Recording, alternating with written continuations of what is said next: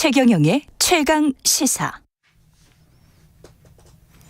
네, 지난 3년간 저녁 뉴스를 진행해온 변상욱 전 앵커가 지난주 방송을 끝으로 앵커직에서 물러났습니다. 직접 스튜디오에 모시고 지난 3년의 소회 그리고 한국 언론에 관해서도 좀 이야기를 들어보겠습니다. 안녕하세요. 네, 안녕하십니까. 반갑습니다. YTN에서 뉴이저 뉴스가 있는 저녁 프로그램 진행을 하셨는데 예. 그 전에 이제 CBS에서 대기자로 계셨고요. 예. 완전히 그러면은 언론계에서 은퇴를 하시는 거예요? 그렇게 되지는 않을 것 같습니다. 예. 일단 YTN 3년의 소회보다도 3년을 마치고 나니까 지나온 한 40년의 언론 생활이 쭉 파노라마처럼 펼쳐지면서 예. 40년에 대한 소회 같은 게 조금 이제 생기더라고요. 예. 그래서 뭐 애많이 썼다. 더 할 건가? 아직은 사회 현상에 대한 관심 있는 분야에 대해서 연구자로 더 이제 연구도 하고 싶고 연구한 걸 저널리스트로 또 나와서 얘기도 좀 하며 전달도 해야 되지 않을까. 그래서 뭐 중간중간 문득 패널로 등장한다든가 예. 아니면 뭐 휴가 가는 MC 있으면 MC 대타도 한다든가. 많이 좀 나와주십시오. 많이 좀 나와주시고 제 대타도 가끔 해주시면 좋을 것 같은데. 여름 휴가 가시면 제가 할게요.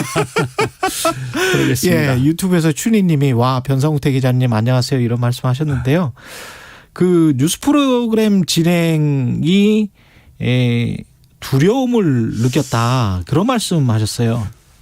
근데 끝나고 댓글을 거의 다 읽거든요. 물론 뭐 엄청난 악플도 있고 격려하시는 말씀도 있지만 그래도 성의껏 지적하시면서 달아주는 댓글들을 읽으면 그 쟁론들이나 의견 통찰을 보면 넘사벽이라는 걸 느낄 때가 있어요. 왜냐하면 앵커 자리에 앉아서 가보지도 못했는데 거기는 현장성이 있어요. 현장에서 직접 얘기하시는 분. 그렇죠. 또는 거기에 대해서 전문가들도 계세요. 맞습니다. 전문성. 거기에다가 지적인 깊이라든가 이 통찰력 같은 게 이렇게 사무실에 앉아 뭐 대충 뉴스만 검색하면서 공부해 가지고 이걸 어떻게 뛰어넘을 수 있겠나라고 하는 것 첫 번째고 또 하나는 그 댓글들에서 느껴지는 거는 제발 사실 확인 좀 제대로 하고 진실에 더 접근해 줬으면 좋겠다고 요구를 하시는데 언론이 가는 방향은 계속 어긋나잖아요. 그렇죠. 요새 계속 그러고 있잖아요. 그래서 도대체 이게 나중에 우리한테 뭐가 돼서 돌아올 건가라고 하는 두려움. 그거에 대한 책임을 과연 질 수 있나라고 하는 문제. 책임을 뭐 무슨 형태로든 지는 척한다고 한들 그로 인해서 이미 국가적인 어떤 비전이나 나라의 민주주의의 틀 같은 것들을 와해되거나 변질되거나 부패했는데 그걸 도대체 뭘로 복구를 한다는 건가라고 하는 이런 것들이 이제 엄청 큰 두려움이자 뭐 자책감 이런 걸로 많이 다가오죠. 40년 하시고 앵커 생활 3년 하시고 그 아쉬운 점은 혹시 있으십니까? 이제 한 꽤나 고참이 됐다고 하니까 되게 이제 나이 들면 무서운 게 없어지더라고요. 어떤 사람을 볼 때 저 사람이 이제 앵커 끝났대. 앵커를 계속한대. 이게 아니라 저 사람은 수십 년 동안 그럼 뭘 위해서 이렇게 뛰어왔나 몸을 던지면서 그것도 한 번은 봐주셨으면 좋겠어요. 뭘 위해서? 저 같은 경우는 어떤 사회 통합이나 나름대로 사회의 어떤 양심 이런 것들을 지켜주는 두 기둥 종교와 언론 이 두 가지가 변질되는 것 부패되는 것 이걸 어떻게든 막아보려고 몸부림치면서 지금까지 뭐 언론 생활을 했다고 볼 수 있는데 문제는 이제 최근의 문제는 그 종교와 그 언론이라고 내가 움켜잡고 있던 두 기둥이 위기를 맞아서 그걸 탈피하려고 모면하려고 현실 정치 권력에게 굴종하거나 유착하거나 아니면 자기가 아예 권력이 되어서 기득권을 수호하려고 체제를 바꾸려고 하거나 이렇게 해서 이 교착과 유착 관계를 어떻게 또 끊어낼 수 있을까? 끊는 그 관계를 끊는 것 또는 막아내는 것 둘이 담합하지 못하도록 여기에 매달려 왔고 그 매달린 걸 생각하니까 둘 다 실패했더라고요. 예를 들면 기독교가 변질되고 권력과 유착하는 것 또는 가짜 뉴스의 근원지가 되는 것 못 막았고 언론은 언론대로 뭐 지금의 상황이 그렇게 썩이 아니라 잘하고 있지는 않다. 뭐 이것 뭐 뻔한 거니까. 인생 저널리즘 인생 40년 별로 한 게 없다는 자책감인데 아무튼 앵커도 아니다가 아니라 예. 저 사람은 이걸 위해서 그냥 이렇게 뛰고 있구나. 그건 뭐 나름대로 이렇다 평가를 해 주시는 것도 때로는 필요해 보입니다.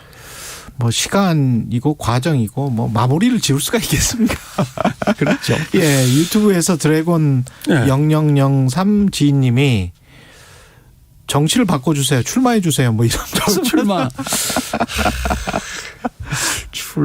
예. 아무튼 뭐 이제는 정치권에서 저 사람은 이제 버린 사람이라고 생각하고 아무 연락도 없습니다. 뭐 제가 하고 싶어도요 안 될 거예요. 이 새 정부 이제 출범 앞두고 있는데요. 뭐 집무실 이전이랄지 여러 가지 이야기들이 있었는데 열흘 앞으로 다가왔습니다. 근데 이제 국제 경제 상황 너무 잘 아시겠지만 굉장히 지금 좀 심각하고 도전이 많이 될 것 같은데 어떻게 보십니까?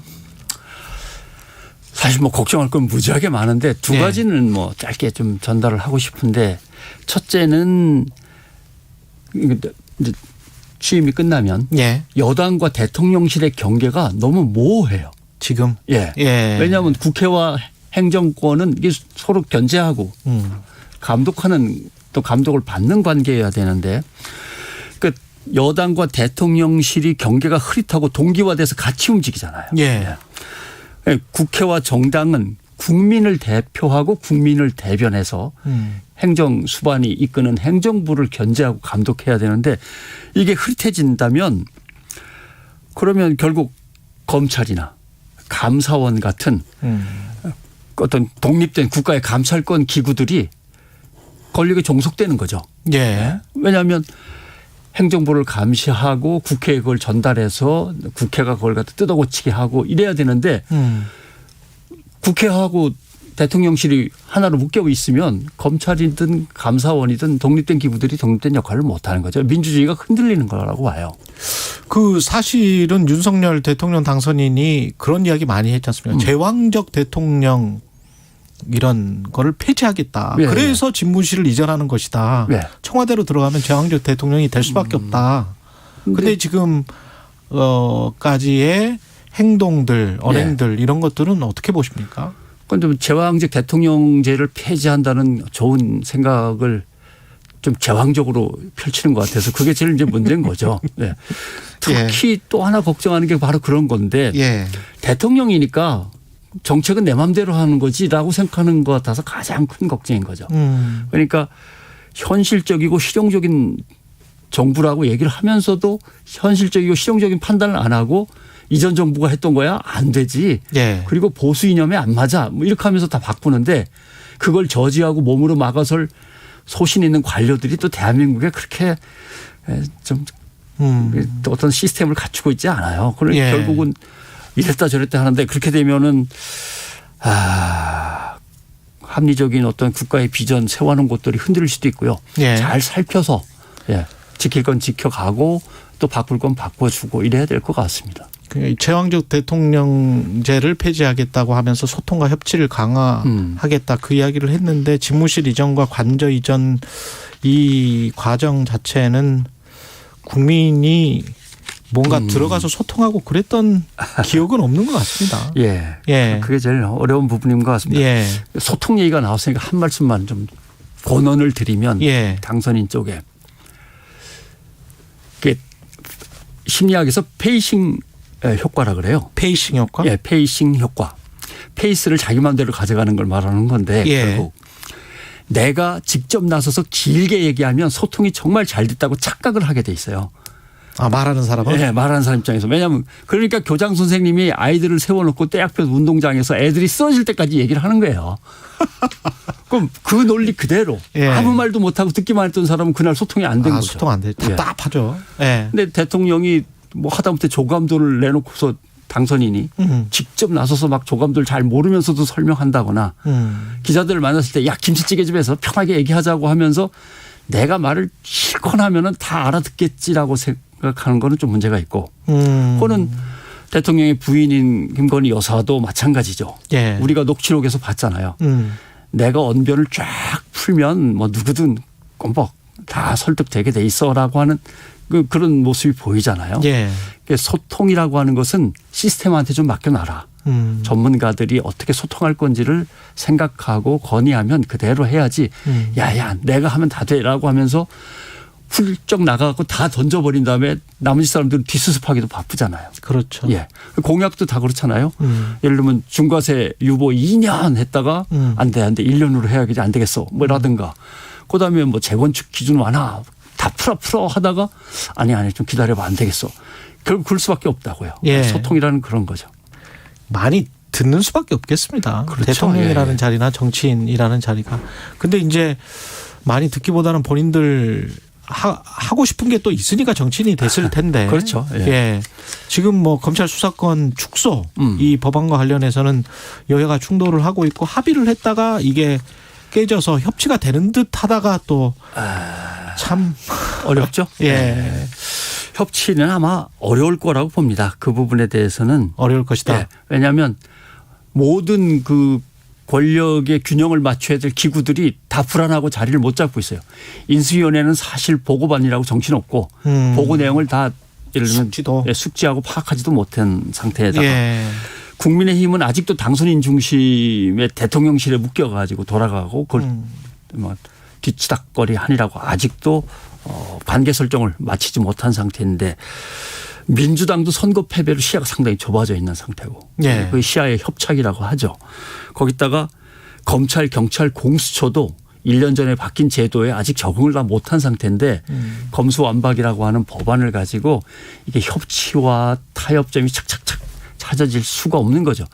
심지어는 뭐 당 대표가 약속했다가도 안 되겠어요 하고 다시 물러나는 상황이니까 예. 국회의장 앞에서 당대표들끼리 합의한 것도 안 되는데 예. 이게 협치가 어렵죠. 이 언론의 역할이 이런 상황에서 어떻게 해야 되는지도 참 네. 고민스러운데 최근에 예능 프로그램에 이제 당선인이 나갔었는데 예.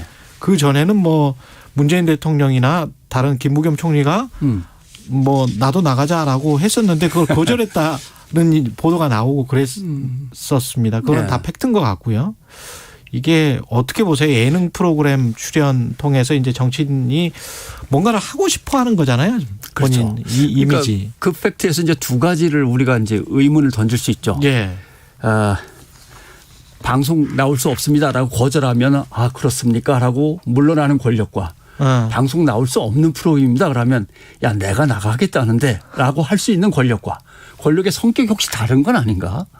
이 고민이 떠오르고 권력의 성격이 다른 게 아닌가. 두 번째는 예전 권력한테는 나오지 마십시오라고 했다가 새 권력은 나랑 가까우니까 아유 모실게요라고 내부에서 시스템이 그렇게 돌아가고 있는 건 아닌가. 사장이 서울법대 출신이니까 뭐 검찰하고 관련 있는 사람이라고 하니까. 근데 그 시스템과 메커니즘이 다른 언론사에도 함께 돌아가고 있는 건 아닌가. 아직 그게 발현되지는 않았지만. 그렇죠. 예, 이거 뭐 퀴즈 온 더 블럭이라고 하는 그 프로그램의 방송사는 일단 터져 나왔지만 다른 데도 다 그렇게 터져 나올 거 아닌가라고 하는 문제가 있고요. 두 번째. 네. 결국은 아까도 페이싱 효과를 얘기했지만 가장 인기 좋은 프로그램에 가서 내가 쫙 얘기하면 되겠지라고 하는 게 아니라 가장 잘 국민의 이야기 그 심경을 들을 수 있는 곳은 어딘가를 찾아가야 되는데 네. 들을 수 있는 곳을 찾아가는 게 아니라 실컷 말할 수 있는 곳 나를 갖다 쭉 내보일 수 있는 곳을 찾아가려고 하는 것 자체가 아마 소통에서는 가장 큰 약점이 될 거다라고 생각을 하는 거죠. 그래서 유퀴즈 온 더 블럭 사태가 보여주는 게 바로 그런 것들이죠. 네, 그런 것들인데 뭐 언론들이 거기에 대해서 비판적인 얘기들을 갖다 쭉 하는 거 읽어는 봤습니다만은 프로그램을 직접 못 봐서 잘 모르겠습니다. 윤석열 당선인에게 뭐 언론인으로서 조언 같은 거를 해 주셨으면 좋을 것 같아요. 좋을 것 같아요. 글쎄요. 뭐 어떤 얘기들을 해야 될지는 잘 모르겠습니다만은 뭘 얘기해야 될까요? 저는 어젠가요? 예. 기자가 검찰 수사권 축소 폐지 법안과 관련해서 물어보는데 그거는 뭐 당에서 알아서 할 거고 그리고 인수위에서 오늘 중요한 거를 많이 발표를 하니까 거기에 좀 관심을 가져주세요 하면서 이렇게 쑥 들어가시더라고요. 예. 근데 이제 아까 거기까지는 괜찮은 것 같아요. 그 워딩까지는 괜찮은 것 같은데 이제 어떤 지정을 하는 거 있지 않습니까? 네. 어떤 거를 관심을 가져주세요까지는 괜찮은데 그 관심을 가졌는데 별게 없을 수가 있잖아요. 그렇죠. 그래서 편집권을 가진 언론사가 그거는 이제 작게 보도하고 그리고 본인들이 관심이 있다. 이거는 국민들에게 큰 문제다라고 해서 보도를 크게 하고 이랬었을 때 이번 정부는 어떻게 나올 것인가 그것도 조금 좀 예. 걱정스러운 대목입니다. 사실 언론과 관련해서 말씀을 드리면 예. 언론은 가장 힘센 관점에 도전하는 거거든요. 예. 어떤 사람의 관점이 힘이 세서 이 관점으로 그냥 가자고 내 관점이 맞아. 예. 이거대로 정책을 만들어라고 할 때 그 힘센 관점에 대해 도전해야 되거든요. 왜냐하면은 힘 약한 관점은 어차피 현실로 발현이 안 되니까 그렇죠. 큰 문제가 안 생기는데 힘센 관점은 그걸로 정책을 실현해 갖고 만들어 버리니까 세상을 그건 언론이 감시하고 도전해야 되거든요. 근데 이제 이런 게 있어요. 얘기하신 거랑 마찬가지인데 만났는데 오늘 쟁점 얘기는 간두자고. 김치찌개나 먹고 예. 편하게 얘기하자고. 예. 야, 옛날 검찰 기자실에서 맨날 폭탄주 돌리면서 그 만나던 그거 좋잖아. 이렇게 나가면 안 되는 거죠. 또 기자들은 또 반대로 그러시죠 뭐. 이건 말 문제. 그러시죠는 그나마 괜찮아요. 박근혜 대통령 정부 때 예. 보면은 자 오늘 질문 없습니다 그러면 네 오늘은 질문 없는 걸로 노트북도 놓고 들어가고. 예. 기자들의 태도가 이런 거면 안 되는 거죠. 근데 대통령이 만나고 싶어 하는 게 언론을 만나고 싶어 하는 거냐 출입 기자를 만나고 싶어 하는 거냐. 이게 문제인 거예요. 실제로 출입 기자는 국민을 대신해서 그 자리에 가 있는 겁니다. 따져 물으려고. 그렇죠. 국민들이 못 만나니까. 그런데 그 출입 기자 하나하나를 독립된 독자적인 언론으로 맞이해 주시고 만나 주시고 그들에게 권한을 부여해 주셔야 되는데 그 회사에서 보내서 온 거 아니야. 적당한 기사거리는 어차피 다 줄 거니까. 그렇지. 나랑 만났을 때는 김치찌개나 편하게 먹지라고 하면 예. 안 되는 거죠. 알겠습니다. 오늘 새겨 들어야 할 말씀 많이 말씀해 주셨고요. 변상욱 전 앵커였습니다. 고맙습니다. 고맙습니다. KBS 1라디오 최경영의 최강시사 듣고 계신 지금 시각 8시 47분입니다. 네, 이른 시간부터